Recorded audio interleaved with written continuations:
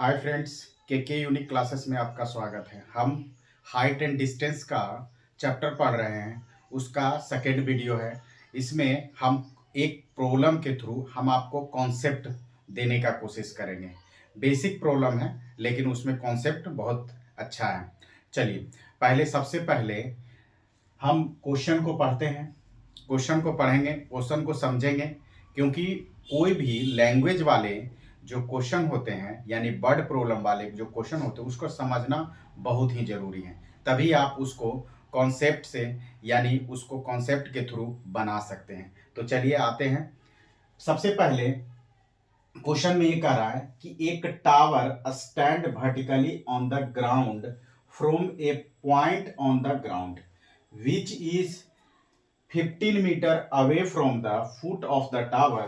The angle of elevation of the top of the tower is found to be 60 degree. Find the height of the tower. इसका कह रहा है कि एक tower है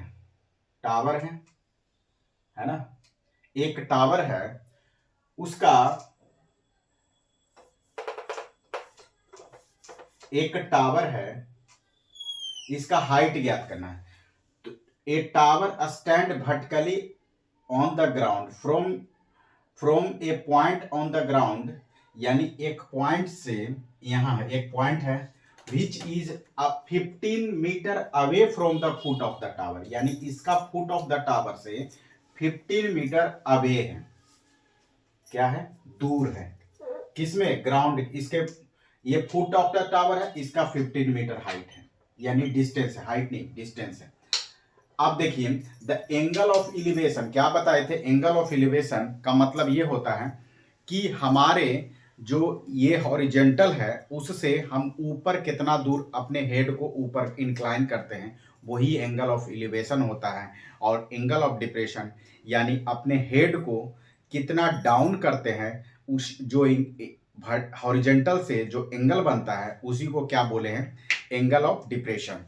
तो चलिए, हम कह रहा है एंगल ऑफ एलिवेशन, तो हम यहां बैठे हुए हैं, मेरा हेड ऐसे है, यानी हम इस टावर के इस पॉइंट को देख रहे हैं, तो मतलब हम उसको थोड़ा ऐसे करेंगे, यानी ये मेरा एंगल ऑफ एलिवेशन बना। सॉरी, एंगल ऑफ एलिवेशन ये, यानी एंगल ऑफ एलिवेशन बना। ठीक है, ये एंगल ऑफ एलिवेशन है, यानी ये एंगल ऑफ, ये लाइन ऑफ साइट है और एंगल ऑफ एलिवेशन। अब देखिए, एंगल ऑफ एलिवेशन कितना है? 60 डिग्री। कितना दिया हुआ है? 60 डिग्री। अब थोड़ा सा समझने वाली बात है। The angle of elevation of the top of the tower is found to be 60 degree. Find the height of the tower. अब कॉन्सेप्ट की बात है। कॉन्सेप्ट क्या है कि हमें जो चीज निकालना है हाइट एंड डिस्टेंस में, हाइट एंड डिस्टेंस में बहुत ही इंपॉर्टेंट है कि हमें जो चीज निकालना है उसको हम मान लेते हैं।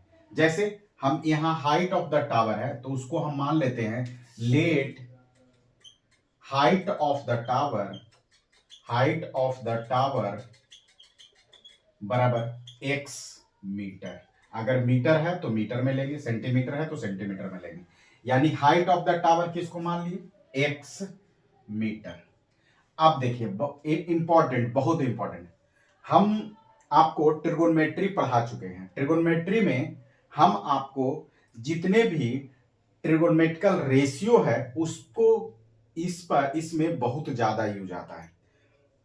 जैसे हम साइन थीटा बराबर परपेंडिकुलर बटे हाइपोटेनस, कॉस थीटा बराबर बेस बटे हाइपोटेनस, टैन थीटा बराबर, हम थोड़ा सा लिख देते हैं, अगर नहीं तो यहां हम साइन थीटा बराबर परपेंडिकुलर बटे हाइपोटेनस, कॉस थीटा बेस बटे हाइपोटेनस, टैन थीटा बराबर परपेंडिकुलर बटे बेस, सेक थीटा बराबर एच बटे बी यानी हाइपोटेनस, कॉसेक थीटा बराबर कितना? एच बटे पी, और कॉट थीटा बराबर बी बटे पी। इसका ध्यान रखना बहुत जरूरी है। क्यों? क्योंकि इसका यूज बहुत ज्यादा आता है। Sine theta, cos theta, tan theta, sec theta, cosec theta, cot theta. देखिए, साइन थीटा का अपोजिट क्या होता है? Cosec theta. कॉस थीटा का अपोजिट सेक थीटा और टैन थीटा का अपोजिट कॉट थीटा। ये आपको आना बहुत ही जरूरी है हाइट एंड डिस्टेंस में। देखिए अब हाइट एंड डिस्टेंस में अब हमें ये पता लगाना है। देखिए ये मेरा है एक्स मीटर। अब बताइए ट्रिगोनोमेट्रिकल रेशियो में कौन सा ऐसा रेशियो ये दोनों को मेल से बना है? तो बोलेंगे सर या तो टैन थीटा नहीं तो कॉट थीटा, सिंपल। तो जनरली हम सबसे पहले या तो sign theta cos theta tan theta का ही यूज करेंगे। हम जनरली वर्ड यूज करें, यानी हमें लगभग यही तीनों का यूज करना है मैक्सिमम टाइम। कुछ time sec theta cosec theta cot theta का यूज कर सकते हैं, लेकिन maximum time sine theta cos theta tan theta का यूज करते हैं। तो यानी हमें ये पता चला कि ये दोनों या तो कॉट थीटा और नहीं तो टैन थीटा का यूज कर रहे हैं। तो हम क्या बोले हैं कि मैक्सिमम टाइम आप टैन थीटा का यूज करें। तो हम यहाँ यानी हम कॉन्सेप्ट यही है कि टैन थीटा यानी हम कितना, टैन थीटा का मतलब 60 डिग्री, यानी 60 डिग्री बराबर कितना हो गया x/15 मीटर। और एक चीज और, एक आवश्यक, क्योंकि जो वैल्यू है आप उसको भी याद करना पड़ेगा। 0 डिग्री 30 डिग्री 45 डिग्री 60 डिग्री और 90 degree. Sine 0 degree sine 30 degree sine 45 degree cos 45 degree cos sine 45 degree cos sine 60 degree sine 90 degree. उसी प्रकार सभी का हम इसके पहले वाले में ट्रिगोनोमेट्रिकल वैल्यू भी बताए हैं, रेशियो का वैल्यू भी बताए, जो पार्टिकुलर एंगल का जो 0 30 45 60 90 ऐसे इस वैल्यू पूरा 360 पर आता है, लेकिन हम ये सब चीज का भी वैल्यू बताए हैं। अगर नहीं तो पहले एक बार बेसिक ऑफ ट्रिगोनोमेट्रिकल रेशियो और विथ वैल्यू उसको देख ले, फिर उसके बाद इस पर कॉन्सेप्ट इस प्रॉब्लम को हाइट एंड डिस्टेंस को बनाए तो आपको इजी समझ में आएगा। चलिए अब देखिए हम बताए थे साइन tan 60 डिग्री बराबर क्या होता है √3। नहीं तो पहले याद कर ले और फिर उसके बाद इसको बनाए। तो x/15, अब 15 को इधर कर दें तो x बराबर कितना हो गया 15 √3 मीटर। आप या तो √3 का वैल्यू पुट कर लें, √3 का मान होता है 1.732 होता है,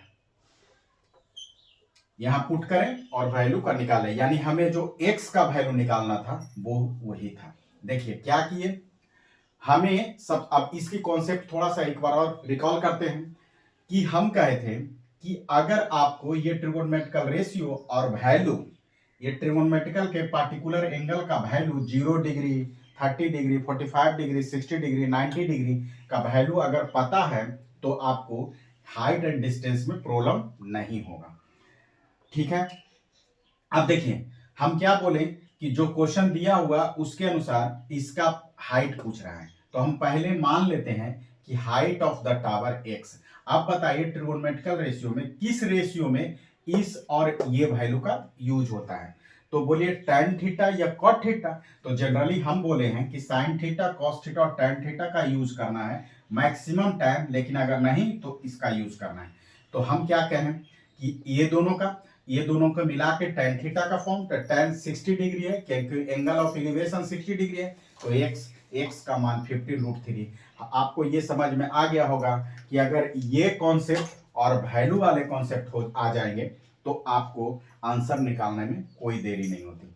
इसके बाद वाले क्लास में हम थोड़ा सा इससे एडवांस क्वेश्चन लेके आएंगे जो आपको अच्छा लगेगा। अगर वीडियो अच्छा लगा तो thank you watching the video.